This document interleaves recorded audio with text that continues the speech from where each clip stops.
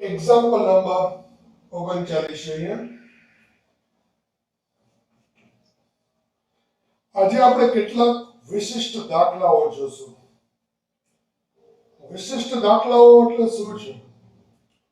કે બધા એક્ઝામ્પલ એવા છે કે એક્ઝામ્પલ તરીકે તો આપણે શીખશું, પણ એક વિધાન તરીકે બની જશે, એક પરિણામ તરીકે બની જશે. કેટલાક એક્ઝામ્પલ એવા છે કે જે પરિણામ હંમેશા માટે સત્ય હોય છે. તો આવા પરિણામો આપણે જ્યારે અમુક પ્રકારની એક્ઝામો આપીએ, કોમ્પિટિટિવ એક્ઝામ આપીએ, જેડબલની એક્ઝામ આપીએ, કે એવી કોઈ પણ વિશિષ્ટ એક્ઝામો આપીએ ત્યારે આવા એક્ઝામ્પલોના સ્ટેટમેન્ટ એક વિધાન તરીકે કામમાં આવે છે. તો આવા થોડાક વિશિષ્ટ દાખલાઓ આજે આપણે જોઈશું. આ એક્ઝામ્પલનો મિનિંગ પહેલા સમજાવું કે a અને b કોઈ ગણો છે, એટલે બે ગણ આપ્યા છે, a અને b. કોઈ ગણ x માટે, એટલે a અને b સિવાયનો એક ગણ x છે. કુલ 3 ગણની વાત કરેલી છે. જો પહેલા ગણ a નો x સાથેનો છેદગણ અને બીજા ગણ b નો x સાથેનો છેદગણ ખાલી ગણ હોય, એટલે કે a છેદ x ખાલી ગણ, b છેદ x ખાલી ગણ હોય, અને બીજું પરિણામ પહેલા ગણનો x સાથેનો યોગગણ અને બીજા ગણનો x સાથેનો યોગગણ સમાન હોય, આવું થાય તો a અને b બે ગણો છે એકના એક જ હોવા જોઈએ, એટલે કે a બરાબર b હોવું જોઈએ. હજી એક વાર સમજીએ, આ પરિણામ આપણને આગળ કામમાં આવી શકે છે. a અને b બે ગણ છે અને x કોઈ એક ગણ છે. a નો x સાથેનો છેદગણ, b નો x સાથેનો છેદગણ ખાલી ગણ છે, એટલે કે a છેદ x બરાબર b છેદ x બરાબર ખાલી ગણ. આ પહેલું પરિણામ. તથા a નો x સાથેનો યોગગણ અને b નો x સાથેનો યોગગણ સમાન મળે છે, તો સમજી લ્યો કે આ બે ગણો એકના એક જ ગણો છે, એટલે કે બંને ગણો સમાન ગણ છે. સાબિત કરીએ આપણે. અહીં a છેદ x બરાબર b છેદ x બરાબર ખાલી ગણ, તથા a યોગ x બરાબર b યોગ x આપેલ છે. હવે આપણે સાબિત કરવું છે કે a બરાબર b. તો a બરાબર a યોગ ખાલી ગણ કહેવાય, સ્વયંઘાતી નિયમ છે. a નો ખાલી ગણ સાથેનો યોગગણ a જ થાય. આપણે બરાબર બરાબર b સાબિત કરવાનું છે. a બરાબર b. હવે ખાલી ગણ આપ્યું છે, એટલે a યોગ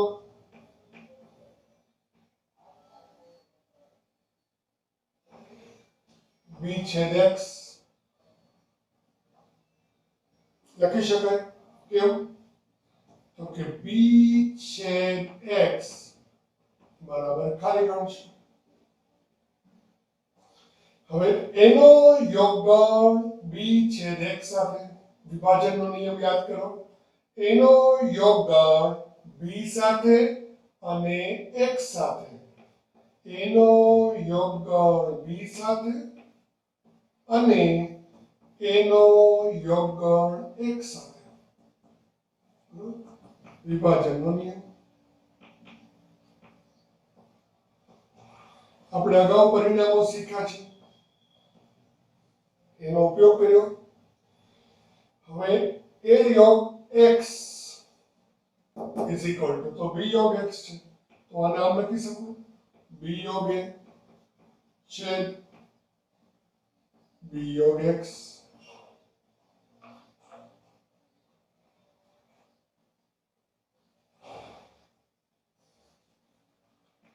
શા માટે? તો કે a યોગ x is equal to b યોગ x, અને ક્રમનો નિયમ.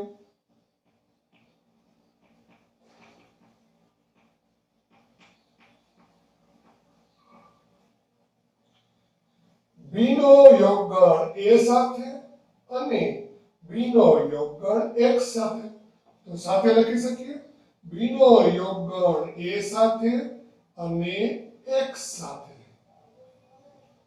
એવું આપણે ક્યાં શીખ્યા છે? વિભાજનનો નિયમ.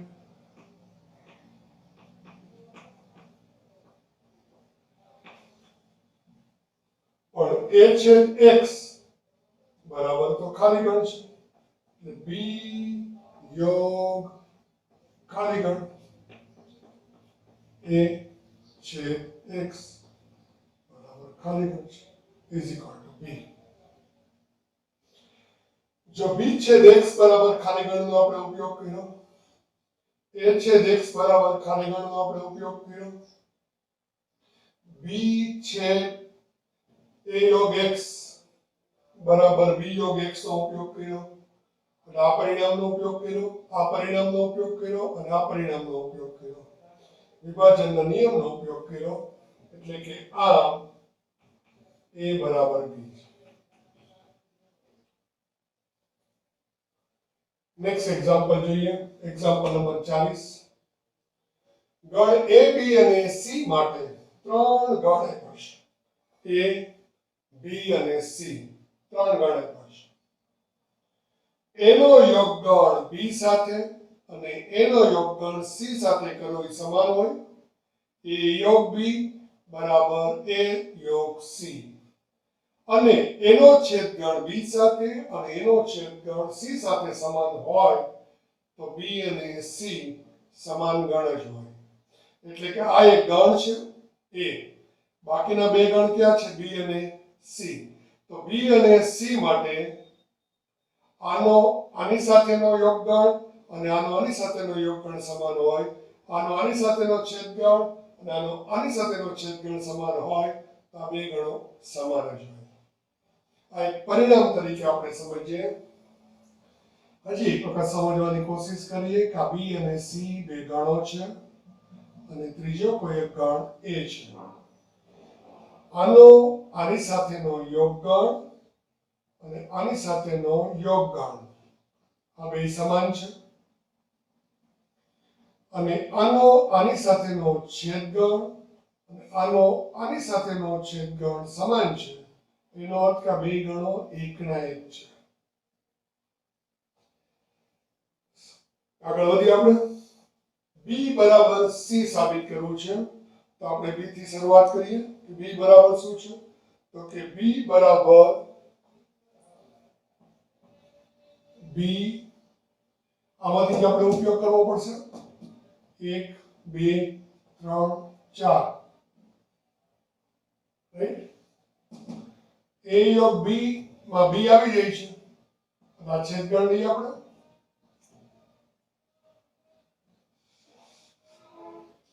તો b છેદ a યોગ b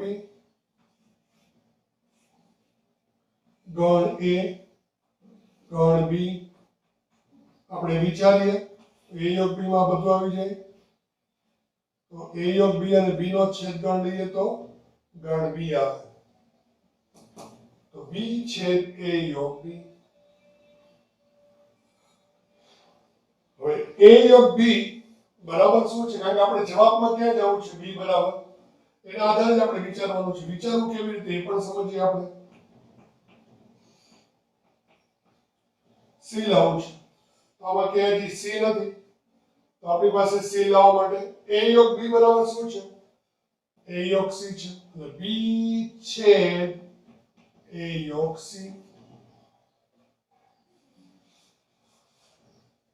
આપણે બ્રેકેટમાં લખશું a યોગ b બરાબર a યોગ c નો અમે ઉપયોગ કર્યો.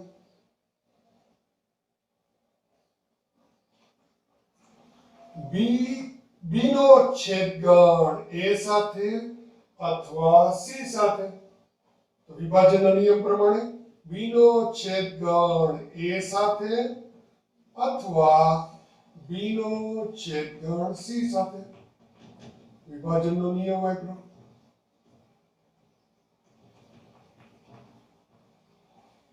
મારે યાદ રાખવાનું છે કે મને c લાવવો છે.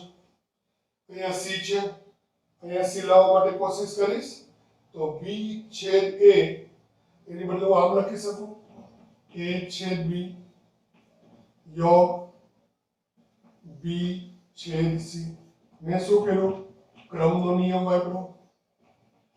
છેદ ક્રિયા પાસે ગુણ છે, એનો આપણે ગુણધર્મો જોયા હતા, એનો મેં ઉપયોગ કર્યો. હવે એ છેદ બી બરાબર શું છે? એ છેદ સી યોગ બી છેદ સી. શું કર્યું મેં? એ છેદ બી બરાબર એ છેદ સી નો ઉપયોગ કર્યો. ક્રમનો નિયમ વાપરું.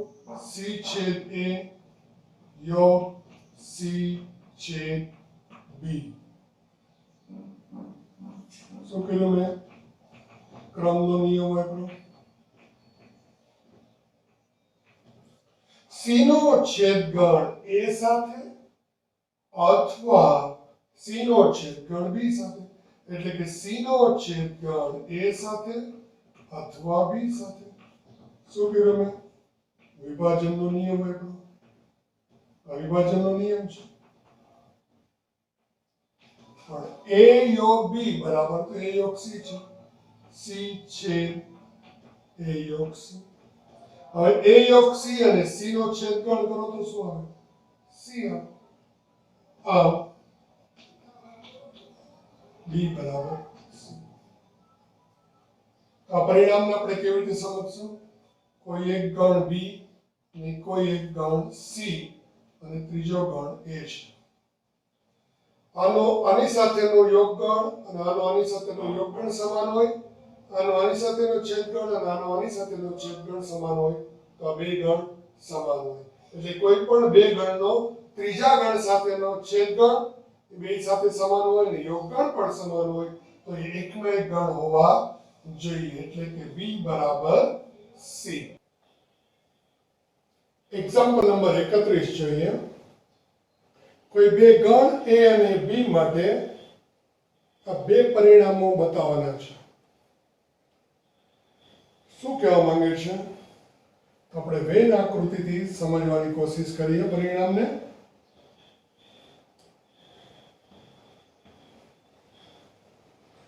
આ ગણ એ છે અને આ ગણ બી છે. એ છેદ બી એટલે એટલો ભાગ થયો. a માઇનસ બી એટલે કે એમાં હોય પણ બી માં ન હોય, એટલે કે એમાં હોય એવા સભ્યો લેવાના છે, બી માં હોય દૂર કરી દેવાના છે. તો આ એવા સભ્યો છે કે જે બી માં પણ છે ને એમાં છે, એટલા દૂર કરી દીધા આવે, એટલે કે આ ભાગ વધે.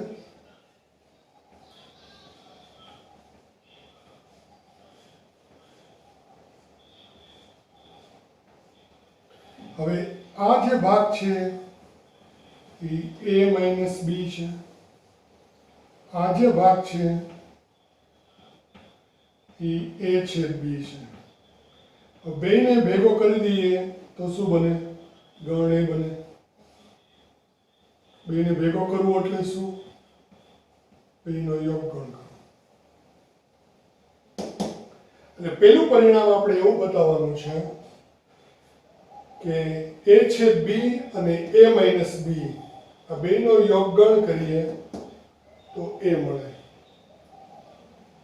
હવે આ જે ભાગ છે એ શું છે? તો આખે આખા ગણમાંથી એટલો ભાગ બહાર થઈ જાય, એટલે આ જે ભાગ વધે, આ જે ભાગ એ બી માઇનસ એ છે. આ જે ભાગ વધે છે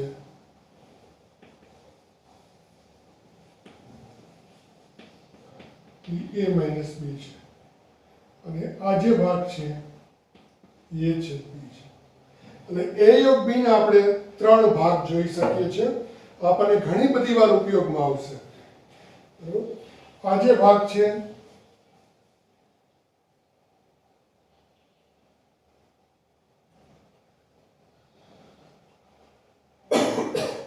a માઇનસ બી છે, બી માઇનસ એ છે અને એ છે બી છે.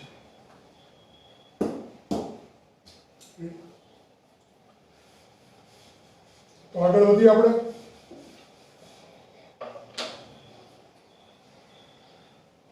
a માઇનસ બી એટલે શું?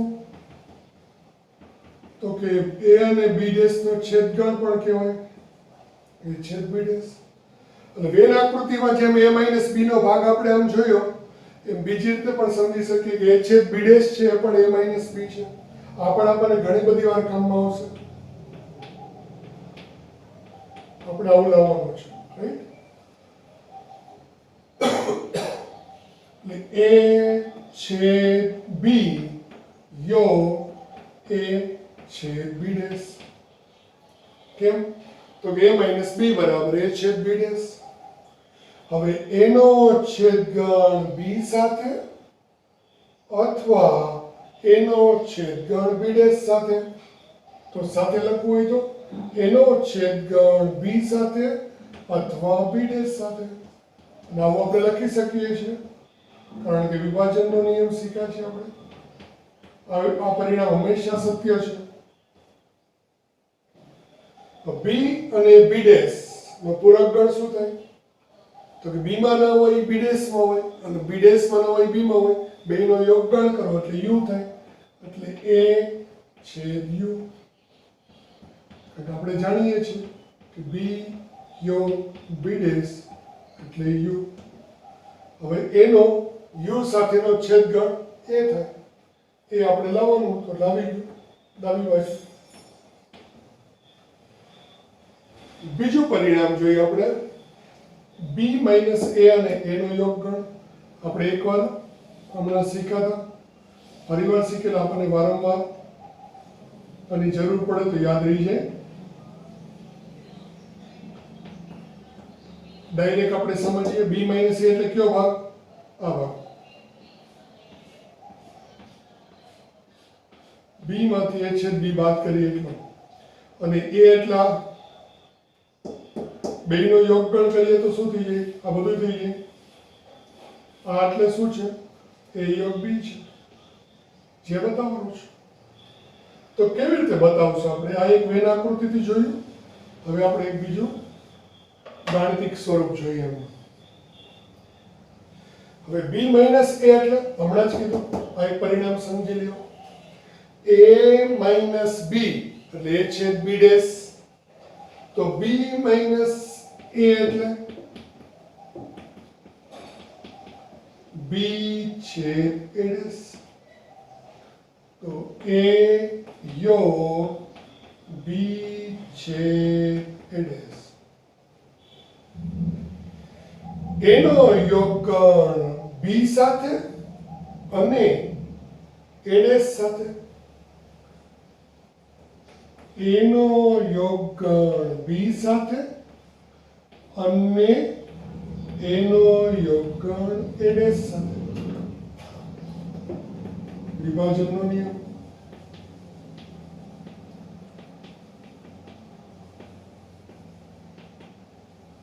શું બતાવવાનું છે આપણે? a યોગ b. તો a યોગ a ડેશ એટલે u, b યોગ b ડેશ એટલે u. a યોગ b. a યોગ b નો u સાથેનો છેદગણ હોય તો a યોગ b જાય is equal to જવાબ. એ આપણે લખવું હોય તો લખી શકીએ છીએ. a યોગ a dash is equal to u. આ રીતે આપણે પરિણામ સાબિત કર્યું. આમાં પણ આપણને 2 થી 3 બાબતો કામમાં આવે એવી જાણવા મળી. a માઇનસ b a છેદ b dash, b minus a b છેદ a dash. a minus b અને a છેદ b નો યોગગણ એટલે a, b માઇનસ a અને a નો યોગગણ એટલે a યોગ b. નેક્સ્ટ એક્ઝામ્પલ જોઈએ. સાબિત કરો કે જેવો a ઉપગણ b તો c minus b ઉપગણ c minus a. આ ગણ એ આનો ઉપગણ છે એમ ક્યારે કહેવાય? આના બધા જ સભ્યો આની અંદર આવેલા હોય તો. એટલે કે આ ગણના બધા જ ઘટકો આ ગણમાં હોય તો. આમાંથી કોઈ ઘટક લઈને આમાં છે સાબિત કરી દઈએ. ધારો કે x belongs to c minus b implies આપણે સાબિત કરી દઈએ કે x belongs to c minus a. જો આપણે આવું સાબિત કરી શકીએ તો આપણે એમ લખી શકીએ કામ where every x belongs to c minus b implies x belongs to c minus a. c minus b માં આવેલા બધા જ ઘટક c minus a માં પણ મળે છે, તેથી c minus b ઉપગણ c minus a. જો આપણે આવું સાબિત કરી શકીએ તો સાબિત કરીએ. x ક્યાં આવેલો છે? c minus b માં, એટલે આનો અર્થ શું? c માં હોય પણ b માં ન હોય, એટલે એનો અર્થ એવો કે x belongs to c અને x not belongs to b. હવે a ઉપગણ b છે, માની લ્યો કે x belongs to a છે. હવે એના બધા જ સભ્યો b માં છે, તો x ક્યાં હશે? b માં હશે. પણ અહીંયા શું છે? x not belongs to b. એનો અર્થ કે x belongs to a શક્ય નથી, એટલે x not belongs to a. x belongs to c અને x not belongs to a. બીજી રીતે પણ કહી શકાય કે a ઉપગણ b હોવાથી જો x not belongs to b તો x not belongs to a. એમ પણ કહી શકાય. હવે આનો અર્થ શું થયો? x એ c માં છે અને x એ એમાં નથી, એટલે c માં હોય પણ એમાં ન હોય એવા ગણમાં x છે, એટલે c માં હોય અને એમાં ન હોય એટલે c minus a, x belongs to c minus a. આમ x belongs to c minus b ત્યારે x belongs to c minus a સાબિત થઈ ગયું. નેક્સ્ટ એક્ઝામ્પલ જોઈએ. p of a બરાબર p of b હોય તો સાબિત કરો કે a બરાબર b. વધુ એક સારું પરિણામ જાણવા જેવું આવ્યું. p of a એટલે power set of a is equal to power set of b. ગણ a ના ઘાતગણ અને ગણ b ના ઘાતગણની વાત કરી છે કે ગણ a નો ઘાતગણ અને ગણ b નો ઘાતગણ સમાન હોય તો બે ગણ પણ સમાન જ હોય. આપણે સાબિત કરીએ a બરાબર b. હવે a બરાબર b સાબિત કરવા માટે શું કરવું પડશે? વિકલ્પ 1 a ઉપગણ b સાબિત કરીએ. વિકલ્પ 2 b ઉપગણ a સાબિત કરીએ. જો a ઉપગણ b ઉપગણ a હોય તો જો લાસ્ટમાં આપણને આવું મળશે તો આપણે આમ લખી શકશું કે a ઉપગણ b ઉપગણ a હોવાથી a બરાબર b. એના બધા સભ્યો b માં, b ના બધા સભ્યોમાં હોય, એકના એક જ ઘટકો હોય એટલે a બરાબર b. કરીએ સાબિત. a ઉપગણ b કેમ સાબિત કરવું? હમણાં જ ઉપગણ સાબિત કરતા આપણે શીખ્યા. એ પદ્ધતિ આપણને ઘણી બધી જગ્યાએ કામમાં આવશે. તો ફરી એમાંથી કોઈ ઘટક લઈને b માં બતાવીએ. ધારો કે x belongs to a implies આપણે શું બતાવવાનું છે? x belongs to b. આમ x belongs to a implies x belongs to b, તેથી a ઉપગણ b. જો આવું થાય તો સેમ અહીંયા એ જ રીતે સાબિત કરશું. કેમ સાબિત કરવાનું છે એ સમજી લઈએ. ધારો કે x belongs to b.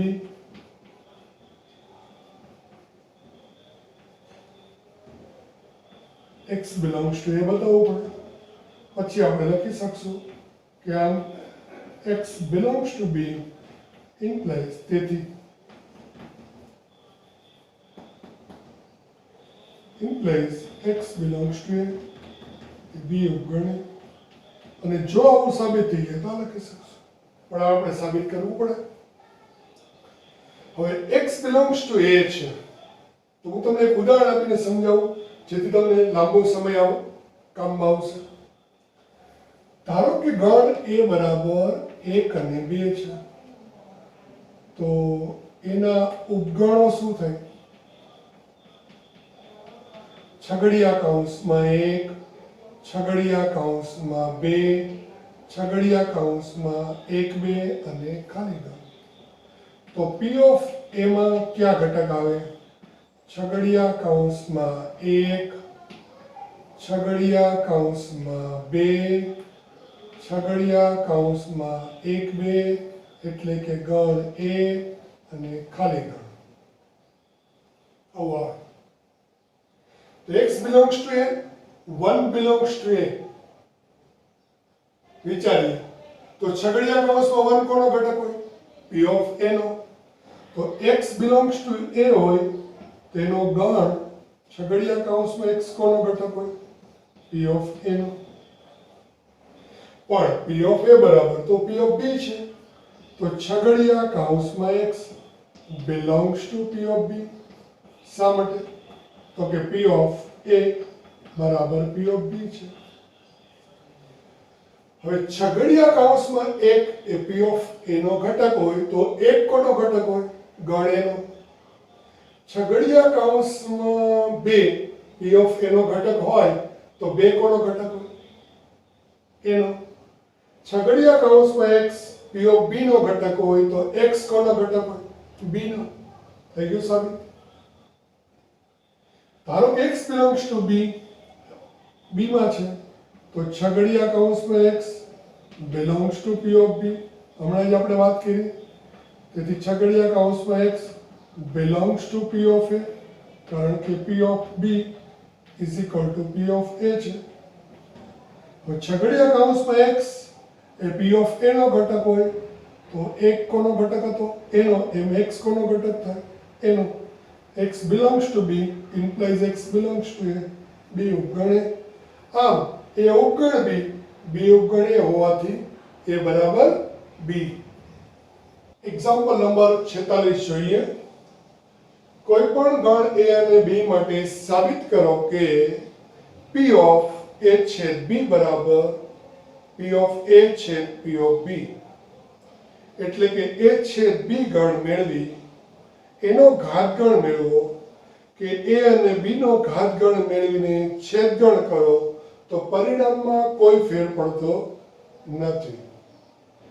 સાબિત કરીએ તો કોઈ પણ બે ગણ સમાન ગણ છે એમ ક્યારે કહેવાય? A બરાબર B બતાવવા માટે આપણે શું બતાવીએ છીએ?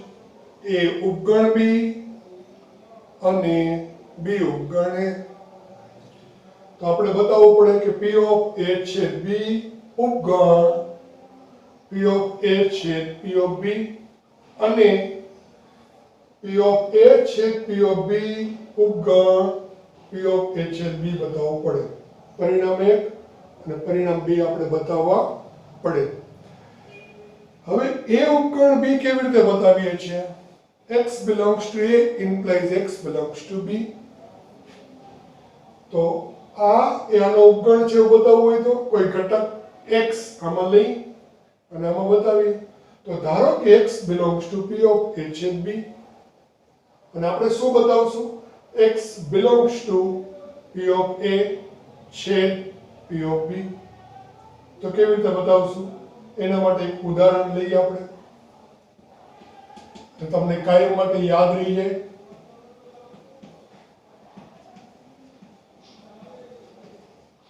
ધારો કે ગણ A બરાબર 1 અને 2, ગણ B બરાબર 2 અને 3 એમ ઘટકો છે. તો A છેદ B માં કયો ઘટક આવશે? છગડીયા કૌંસમાં 2. ગણ એના ઉપગણો કેટલા મળશે? 4. છગડીયા કૌંસમાં 1 છગડીયા કૌંસમાં 2 છગડીયા કૌંસમાં 1 2 અને ખાલી ગણ. એનો ગણ બનાવો એટલે ગણ એનો ઘાતગણ થાય. ગણ B ના ઘાતગણમાં 4 ઘટક મળશે કે જેના ઉપગણો છે એનો ગણ. આ તમને આવડે છે. મને જે શીખવાડવું છે ને એ આ વસ્તુ શીખવાડવી છે. ધારો કે x belongs to P of A છેદ B લીધું તો A છેદ B નો ઉપગણ પેલા હું લઉં P of A છેદ B એટલે કે ગણ અને ખાલી ગણ. તો અહીં છગડીયા કૌંસમાં 2 belongs to P of A છેદ બી નો વિચાર કરીએ આ ઉદાહરણમાં. અને જેવું છે x બિલોંગ્સ ટુ x તરીકે હું શું વિચારી રહ્યો છું આ ઉદાહરણ માટે? છગડીયા કૌંસમાં 2 belongs to P of A છેદ બી. તો છગડીયા કૌંસમાં 2 યાનો ઉગણ છે કે નહીં એ છેદ બી નો? તો કે છે. જો કારણ કે એ છેદ બી ઇઝ ઇક્વલ ટુ છગડીયા કૌંસમાં 2 છે, પોતે પોતાનો ઉગણ હોય જ. એટલે જો છગડીયા કૌંસમાં 2 belongs to P of A છેદ બી હોય તો છગડીયા કૌંસમાં 2 એ છેદ બી નો ઉગણ હોય. અને x belongs to P of A છેદ બી હોય તો x ઉગણ એ છેદ બી હોય. x કોનો ઉગણ થયો? એ છેદ બી નો. એ છેદ બી એટલે ગણ એ માં હોય અને ગણ બી માં હોય. એટલે x ઉગણ એ અને x ઉગણ બી. હવે જો આ યાનો ઉગણ હોય તો આ બિલોંગ્સ ટુ આ થાય. અને x ઉગણ એ હોય તો x belongs to P of A થાય. x ઉગણ બી તો x belongs to P of B થાય. x એ પી ઓફ એ નો સભ્ય છે અને x એ પી ઓફ બી નો સભ્ય છે. એટલે x belongs to P of A છે, પી ઓફ બી. આમાંથી ઘટક લઈને આમાં બતાવ્યું એટલે આનો ઉગણ થયો. પરિણામ નંબર 1. સેમ ધારો કે y belongs to P of A છેદ પી ઓફ બી.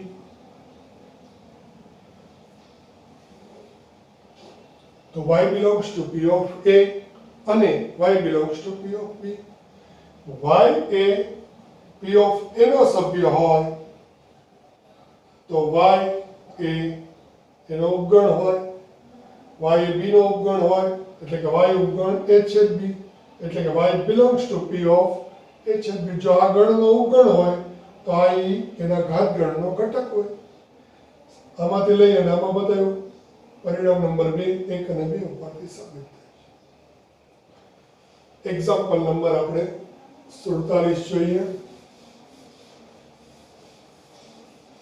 ગણ A, ગણ B અને ગણ C એવા શોધો કે જેથી A અને B નો છેદગણ મેળવો, B અને C નો છેદગણ મેળવો કે A અને C નો છેદગણ મેળવો. એ અરિક્ત ગણ હોવા જોઈએ, ખાલી ગણ ન હોવા જોઈએ. છતાં ત્રણેયનો છેદગણ ખાલી ગણ થાય એવું એક ઉદાહરણ ગોતવાનું છે. તો આપણે મેળવીએ. ધારો કે ગણ A is equal to x અને y, ગણ B is equal to y z w, ગણ C is equal to y અથવા x WP લઈ શકે. તો A છેદ B શું થશે? ગણ A માં હોય એટલે કે x અને y, અને ગણ B માં હોય કે y W ને z. બંનેમાં હોય એવો કયો ઘટક છે? છગડીયા કૌંસમાં હોય. તો આ બેનો છેદગણ ખાલી ગણ નથી એટલે રિક્ત ગણ થયો. B છેદ C ગણ B માં હોય એટલે કે આ ત્રણ ઘટક છે, C માં હોય આ ત્રણ ઘટક છે. જોવો જોઈએ ગણ B માં અને ગણ C માં હોય એવો કયો ઘટક છે? W. બંનેમાં હોય એવો ઘટક W છે. ખાલી ગણ છે નહીં એટલે B છેદ C પણ અરિક્ત ગણ છે. હવે આપણે લઈએ A છેદ C.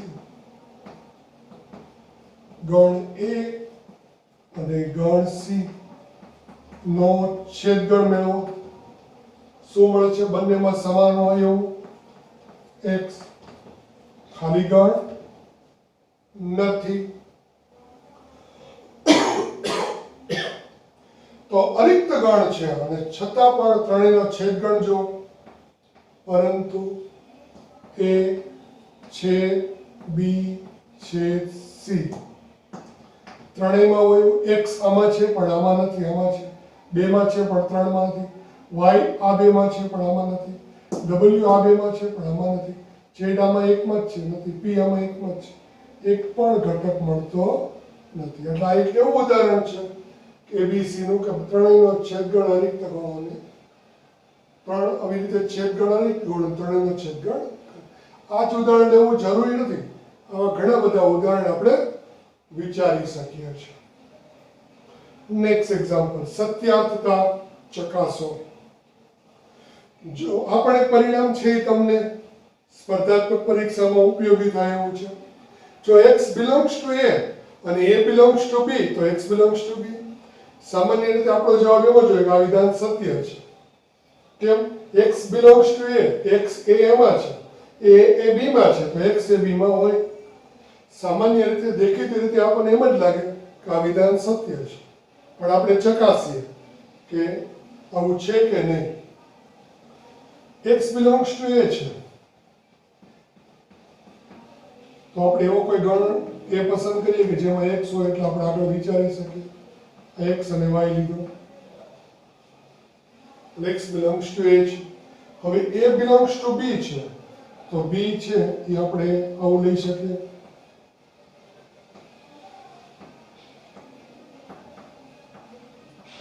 ગણી લઈશું. જો તો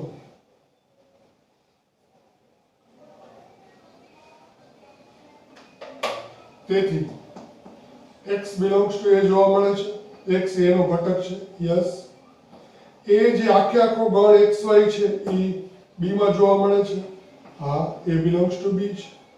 છતાં પણ x એ b નો ઘટક છે, ચેક કરો તો નથી. x એ b નો ઘટક નથી. એટલે જરૂરી નથી કે x belongs to a અને a belongs to b એટલે x belongs to b. હંમેશા સત્ય નથી. x not belongs to b. તેથી આપેલ વિધાન અસત્ય છે.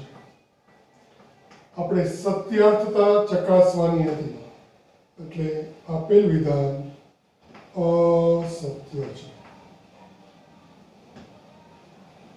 આપણે કામમાં આવે એવું છે આગળ જતા. હજી થોડાક ઉદાહરણ આપણે જોઈએ. બીજું ઉદાહરણ જોઈએ આપણે. જો a ઉપગણ b અને b belongs to c, તો a belongs to c.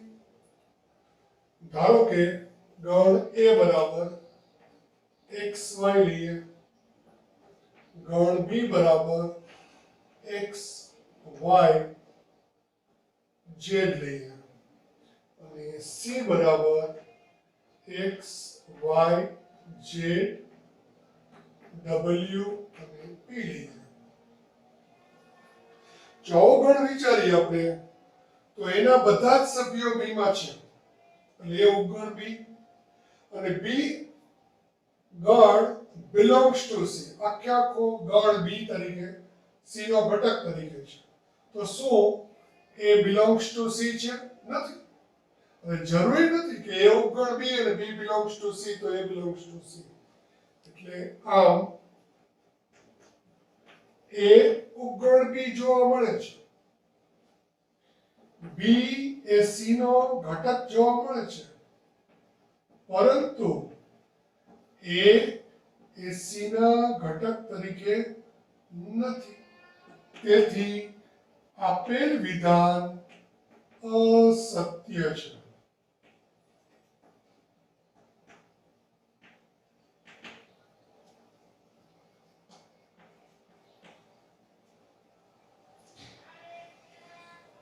Next જોઈએ આપણે ત્રીજું ઉદાહરણ.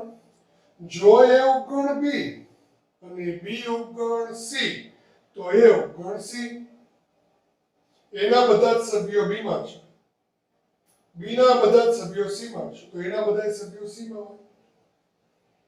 વિધાન સત્ય છે કે અસત્ય ચેક કરીએ. ધારો કે ગણ a બરાબર xy, ગણ b બરાબર yz, એમ ન લેવું હોય તો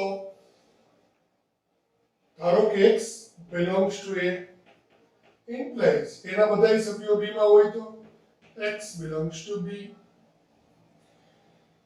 x belongs to b અને b ના બધા જ સભ્યો c માં છે તો x belongs to c. આમ x belongs to a ત્યારે x belongs to c એટલે કે એના બધા જ સભ્યો c માં છે એટલે આપેલ વિધાન સત્ય છે.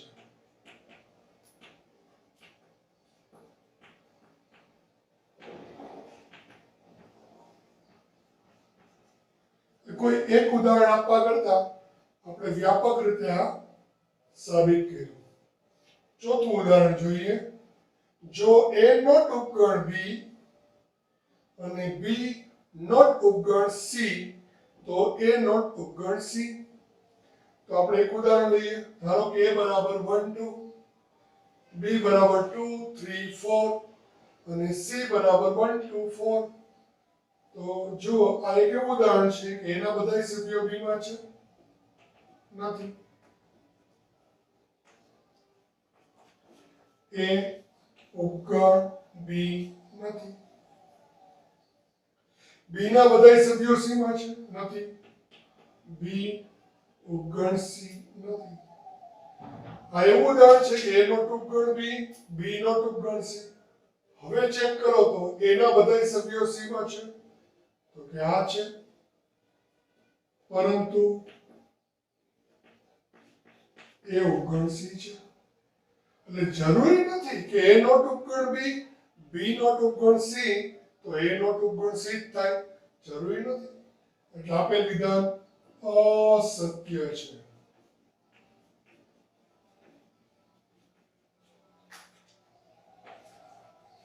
અસત્ય છે.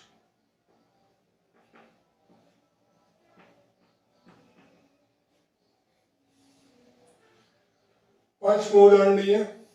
જો x belongs to a અને a ઉપગણ b તો x belongs to b.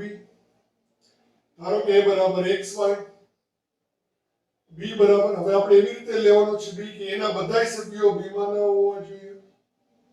તો એના બે સભ્યો છે b માં નથી એવી રીતે આપણે ગણ b પસંદ કરવાનો છે. તો ગણ b બરાબર y zw લઈએ. તો x એ એનો સભ્ય છે એટલે x belongs to a તથા એના બધા જ સભ્યો b ના સભ્યો નથી એટલે એ નોટ ઉપગણ b. છતાં પણ x એ b નો ઘટક નથી. તો એણે એમ કીધું છે કે માની લ્યો કે x એ a નો ઘટક belongs to માં હોય અને એવું નોટ ઉપગણ b હોય તો x belongs to b જ હોય. એવું જરૂરી નથી. x not belongs to b. આપેલ વિધાન અસત્ય છે. આમ આપણે સત્યાર્થતા ચકાસવાના 5 એક્ઝામ્પલ જોયા જે માત્ર એક્ઝામ્પલ નથી એક વિધાન તરીકે અને એક પરિણામ તરીકે પણ આગળ જતા ઉપયોગમાં આવશે. નેક્સ્ટ એક્ઝામ્પલ જોઈએ. 60 વ્યક્તિઓના સર્વેક્ષણમાં 25 વ્યક્તિઓ સમાચાર પત્ર H વાંચે છે. 26 સમાચાર પત્ર T વાંચે છે અને 26 સમાચાર પત્ર I વાંચે છે. 9 વ્યક્તિ H અને I, 11 H અને T, 8 T અને I અને 3 તમામ સમાચાર પત્ર વાંચે છે. તો અહીંયા કેટલા સમાચાર પત્રની વાત છે? 3. કયા 3 સમાચાર પત્રો વાંચે છે? સમાચાર પત્ર H, સમાચાર પત્ર T અને સમાચાર પત્ર I વાંચે છે. તો આપણે એમને પેલા નામ આપી દઈએ. ધારો કે ગણ A બરાબર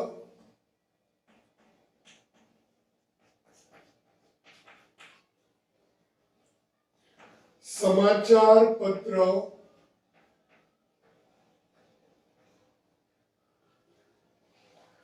H વાંચતી વ્યક્તિઓનો ગણ.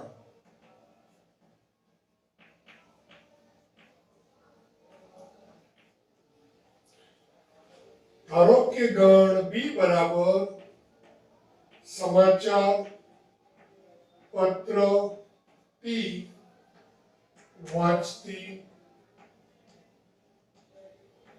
વ્યક્તિઓનો ગણ અને ગણ સી બરાબર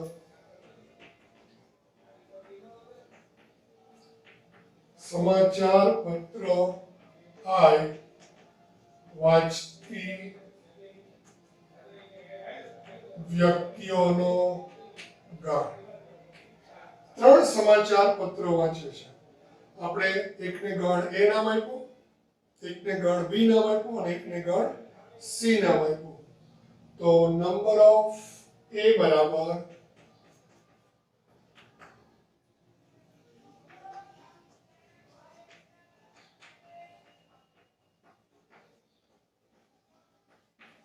નંબર ઓફ એ બરાબર શું થશે? એક સમાચાર પત્ર વાંચતી વ્યક્તિ કેટલી છે? 25. નંબર ઓફ એ બરાબર 25. નંબર ઓફ બી બરાબર 26. નંબર ઓફ સી બરાબર 26. સમાચાર પત્ર એ 25 વ્યક્તિ વાંચે છે, બી 26, સી 26. હવે 9 વ્યક્તિ એચ અને આઈ વાંચે છે. એચ અને આઈ 9 વ્યક્તિ વાંચે છે. નંબર ઓફ એ છેદ સી બરાબર 9.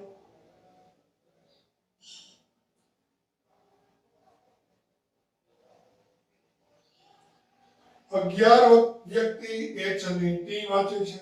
નંબર ઓફ એ છેદ ડી બરાબર 11.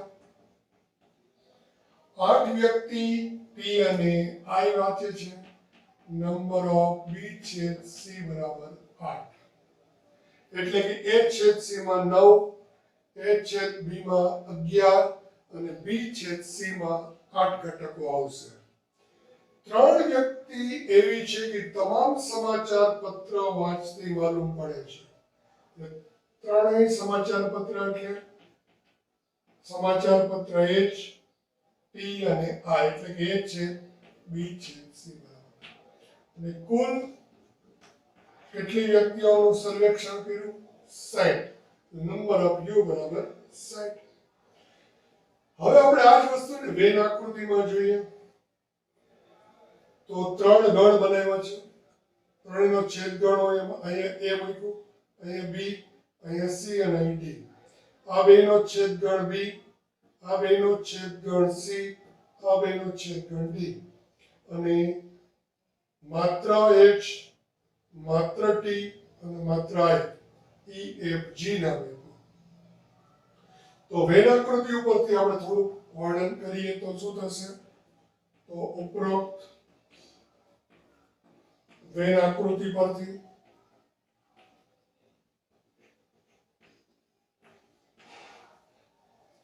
વેન આકૃતિ ઉપરથી આપણે વર્ણન કરીએ તો પેલા આપણે આ લઈએ નંબર ઓફ A છેદ B છેદ C is equal to a number of A છેદ C. A અને C નો છેદ ગણ કયો ઘટક આવશે? B. આપણે એમને B નામ આપ્યું છે, B. ઉપરાંત A અને C માં કયો ઘટક પણ આવેલો છે? A. એટલે આપણે A અને B બંને લખવું હોય તો કેવી રીતે લખશું? B plus A. કારણ કે B છે એ A અને C ના છેદગણમાં છે અને A ત્રણેયના છેદગણમાં છે. તો ત્રણેયના છેદગણમાં હોય, આ બેના છેદગણમાં તો હોય જ. હવે આપણે આ લઈએ B અને C. તો B અને C ના છેદગણમાં એક તો C અને એક A. અને નંબર ઓફ B છેદ C બરાબર શું આવશે? A plus C. હવે આપણે આ બે ગણ લઈએ A અને B. તો એક તો આ D આવશે ને એક A આવશે. નંબર ઓફ A છેદ B બરાબર A plus D. તો ત્રણેયનો છેદગણ આવી ગયો, પછી a છેદ c આવી ગયું, b છેદ c આવી ગયું, a છેદ c આવી ગયું. હવે આખે આખો આ ગણ a એટલે કે number of a is equal to a b b e, a b d e. number of b શું થશે?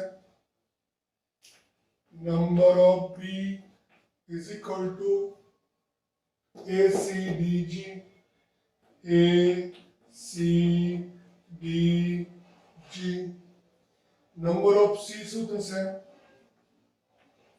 number of c a c b f, એટલે કે ક્રમમાં લખીએ તો આપણે a b c અને f. હવે આખે આખો ગણ u, u માં શું છે? નંબર ઓફ u માં નંબર ઓફ u બરાબર a plus b plus c plus d plus e plus f plus g plus બહારની સાઈડમાં જે ઘટક છે એનું નામ આપીએ આપણે h, તો h આવશે. હવે આપણે અહીંયા લખવું છે તો a એટલે a છેદ b છેદ c, ત્રણે ત્રણ સમાચાર પત્ર વાંચતી વ્યક્તિ એટલે is equal to 3. તો આપણને કોની કિંમત મળી ગઈ? a બરાબર 3. પરિણામ નંબર 1. a plus b એટલે કે a છેદ c, a છેદ c માં કેટલા સભ્યો છે? 9. પરિણામ નંબર 2. b છેદ c કેટલા સભ્યો છે? 8.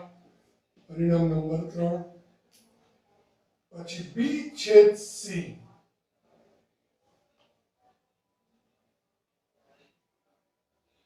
પછી a છેદ b 11. પછી નંબર ઓફ a 25. પરિણામ નંબર 5. Number of b 26. પરિણામ નંબર 6. 3 9 8 11 25 26. નંબર ઓફ c 26 અને નંબર ઓફ u એટલે 60. ફરી વાર જોઈએ આપણે a છેદ b છેદ c ના સભ્યોની સંખ્યા 3, તો એને આપણે એને આપ્યું a છેદ c એટલે 9, b છેદ c 8, a છેદ b 11, a b c 25 26 26 અને u એટલે 60. તો આગળ વધી આપણે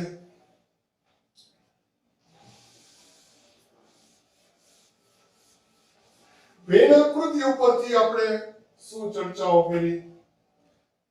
તો કે ત્રણ સમાચાર પત્ર વાંચતી વ્યક્તિઓને આપણે અલગ અલગ ત્રણ ગણમાં આકૃતિમાં દર્શાવ્યું, તો આપણને આ પરિણામ મળ્યું. હવે આપણને શું જોઈએ છે? ઓછામાં ઓછું એક સમાચાર પત્ર વાંચતી વ્યક્તિ. ઓછામાં ઓછું એક સમાચાર પત્ર વાંચતી વ્યક્તિ એટલે શું?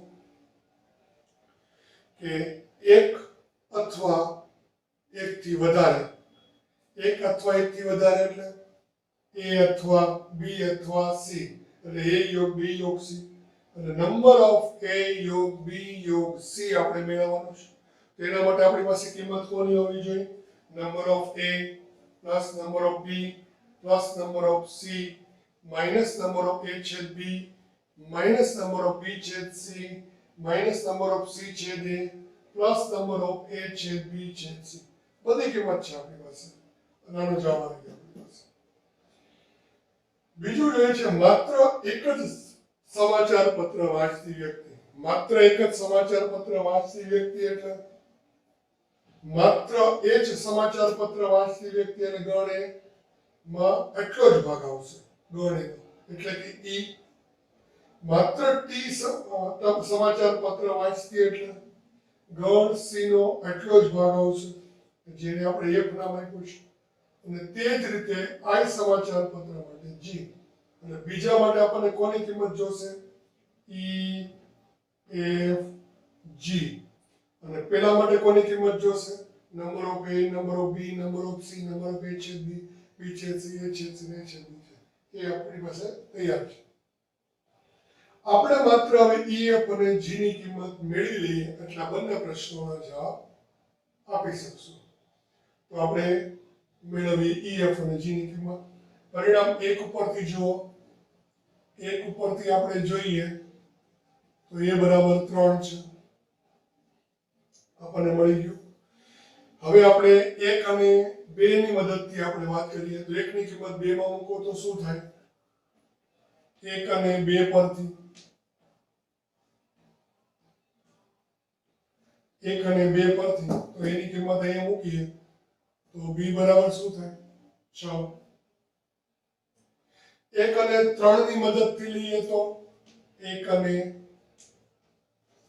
3 પરથી તો 1 ની કિંમત એટલે કે a બરાબર 3 ની કિંમત અહીં મૂકીએ તો c બરાબર 5 થાય a મળી ગયું b મળી ગયું c મળી ગયું હવે a ની કિંમત અહીં મૂકશું તો d મળી જશે એટલે 1 અને 4 પરથી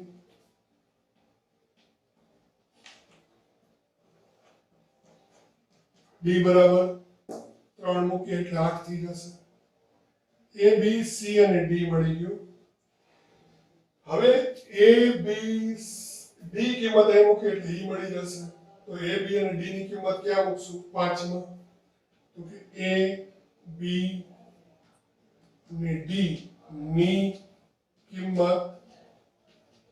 5 માં મૂકતા 5 પરથી આપણને શું મળી જશે e તો a એટલે 3 b એટલે 6 3 ને 6 9 ને 8 17 વત્તા e બરાબર 25 તો e બરાબર 25 માંથી 17 જાય એટલે 8 આપણને કોની કોની કિંમત જોઈ છે e f અને g તો e બરાબર 8 આવ્યું હવે આપણે f જોઈએ છે f માટે કોની કોની કિંમત જોશે a b અને c ની તો a બરાબર 3 b બરાબર 6 c બરાબર 5 6 ને 3 9 ને 5 14 તો 14 અહીંયા મૂકશું એટલે આ બાજુ આવશે એટલે 1 બરાબર 12 મળશે તો a b અને c ની કિંમત ક્યાં મૂકશું આપણે 7 માં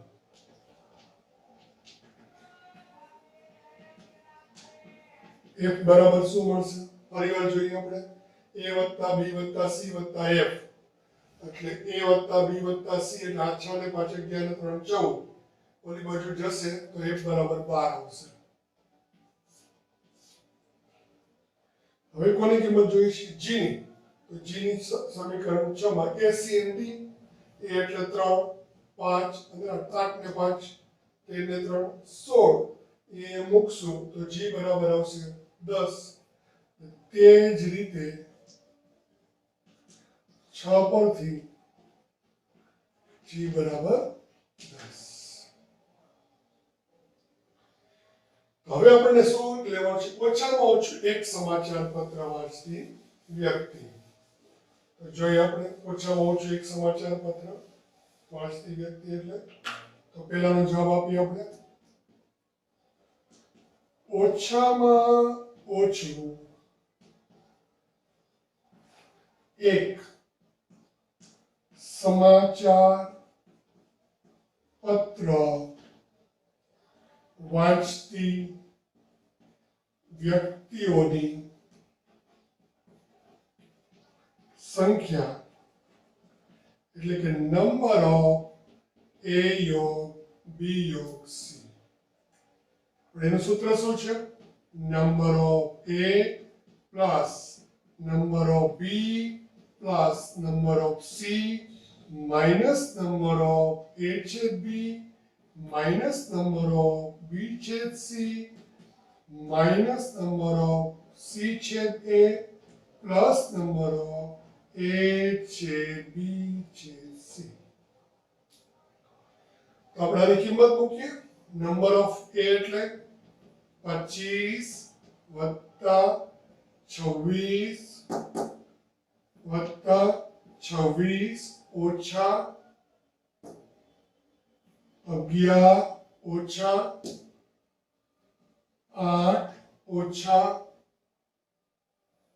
9 વત્તા 3. 11 ને 9 20 ને 8 28. 26 માંથી 28 એટલે -2.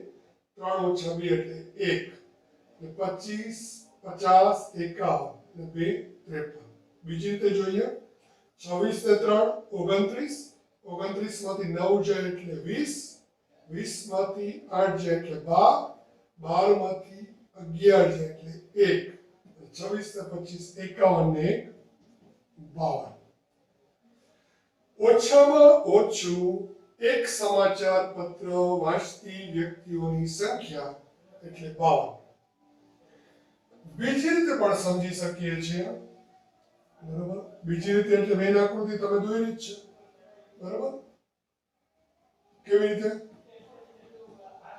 તો A અથવા B અથવા C એટલે A વત્તા B વત્તા C વત્તા D વત્તા E વત્તા F વત્તા G.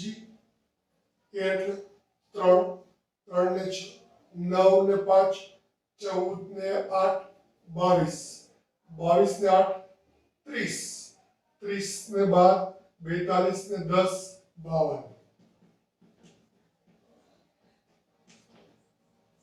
આ રીતે પણ આપણે મેળવી શકીએ છીએ A યોગ B યોગ C. બીજું, માત્ર એક જ સમાચાર પત્ર વાંચતી. માત્ર એક જ સમાચાર પત્ર વાંચતી એટલે E F G, જે આપણે ઓલરેડી મેળવેલું છે. એટલે આપણે બીજાનો જવાબ લખીએ.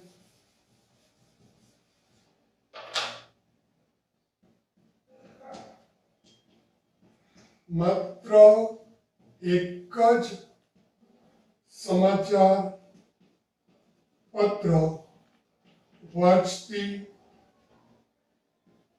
વ્યક્તિઓની સંખ્યા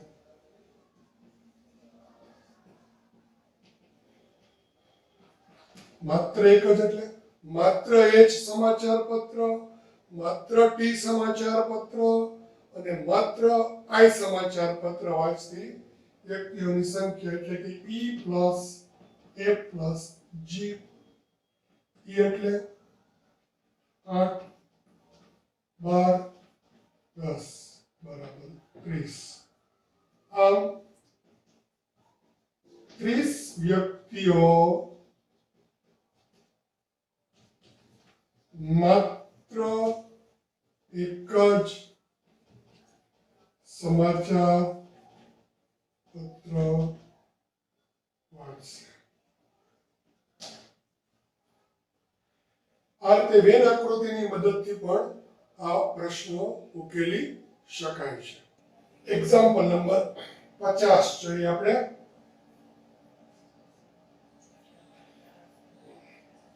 હમણાં આપણે એક્ઝામ્પલ જોયું એના જેવો જ છે. એક સર્વેક્ષણમાં 21 વ્યક્તિઓ ઉત્પાદન A, 26 ઉત્પાદન B અને 29 ઉત્પાદન C કરે છે. 14 વ્યક્તિઓ A અને B, 14 વ્યક્તિઓ B અને C અને 12 વ્યક્તિઓ ઉત્પાદન C અને A પસંદ કરે અને 8 વ્યક્તિઓ ત્રણેય ઉત્પાદન પસંદ કરે, તો માત્ર ઉત્પાદન C વ્યક્તિ કેટલી છે? વેન આકૃતિ આપણે અગાઉ જોઈ ગયા છે બધી વાત. A B C ત્રણેય એટલે સ્મોલ a, અને C B, B અને C એટલે C, A અને B એટલે D, E F G. માત્ર C એટલે F. તો ત્રણ ગણ છે. ધારો કે ગણ A બરાબર ઉત્પાદન A પસંદ કરે, B બરાબર ઉત્પાદન B પસંદ કરે, C એટલે ઉત્પાદન C પસંદ કરે તેવી વ્યક્તિઓનો ગણ. અને આપેલી માહિતી ઉપરથી નંબર ઓફ A એટલે 21, number of B 26, number of C 29, number of A છેદ B 14, નંબર ઓફ A છેદ C 12, નંબર ઓફ B છેદ C 14 નંબર ઓફ A છેદ B છેદ C 8. અગાઉ આપણે એક્ઝામ્પલ જોયો છે એટલે અહીં આપણે સમજી શકીએ એવું છે. વેન આકૃતિ ઉપરથી નંબર ઓફ A છેદ B છેદ C સ્મોલ a અને એવી વ્યક્તિઓ કેટલી છે 8, પરિણામ નંબર 1. તે જ રીતે A છેદ B B છેદ C A છેદ C number of A number of B number of C લખી શકીએ. હવે નંબર ઓફ u એટલે a plus b plus c plus d plus e plus f plus g plus h. હવે માત્ર ઉત્પાદન c પસંદ કરે એટલે f. તો f મેળવવા માટે આપણને કોની કિંમતની જરૂર પડે a b અને c ની. તો a એટલે તો 8 છે. હવે આપણે b મેળવીએ તો b અને c મેળવીએ તો 1 અને 3 ઉપરથી c મળી ગયું, 1 અને 4 ઉપરથી b મળી ગયું. તો a b અને c ની કિંમત સમીકરણ નંબર 7 માં મૂકીએ એટલે f મળી જશે. એટલે f બરાબર 11. આમ માત્ર ઉત્પાદન C પસંદ કરતી વ્યક્તિઓની સંખ્યા 11 થશે.